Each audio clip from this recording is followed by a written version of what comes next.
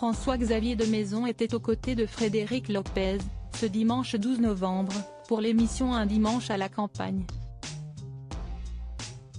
Alors que les invités préparaient le repas autour d'une table, l'animateur en a profité pour revenir sur la journée du 11 septembre 2001.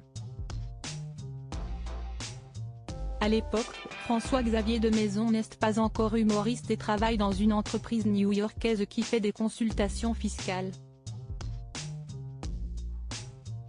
Tout ça vous amuse au début, j'imagine, a questionné Frédéric Lopez. Changement de pré réjouit le veau, a répondu du tac au tac François-Xavier de Maison.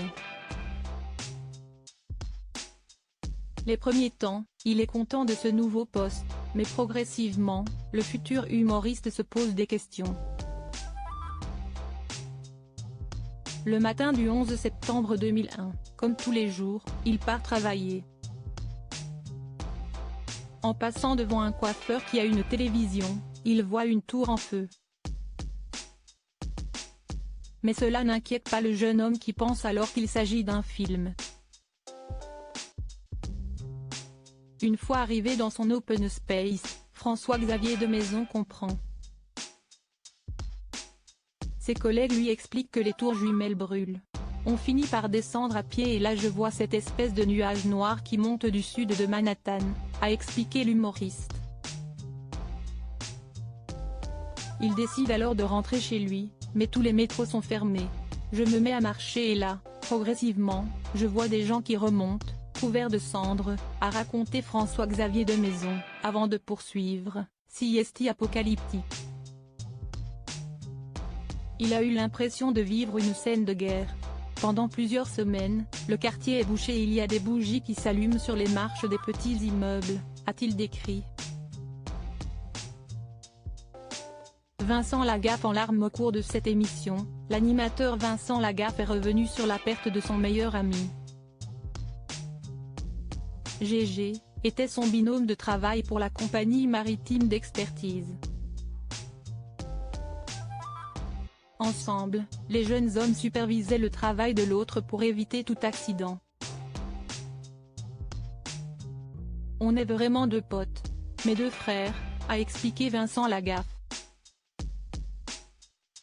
Le futur comédien est appelé pour se rendre à Djibouti, en Afrique de l'Est, afin de découper un bateau échoué.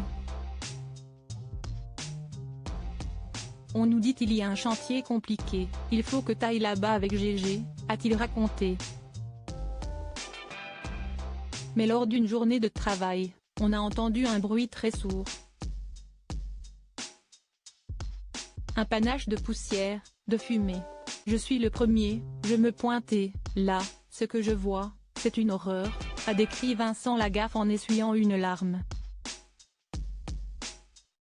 C'est épouvantable. Je vois un demi-mec, a-t-il précisé, en indiquant avoir dû annoncer le décès au père de son ami. Article écrit en collaboration avec 6 médias Crédit Photo, capture d'écran France 2.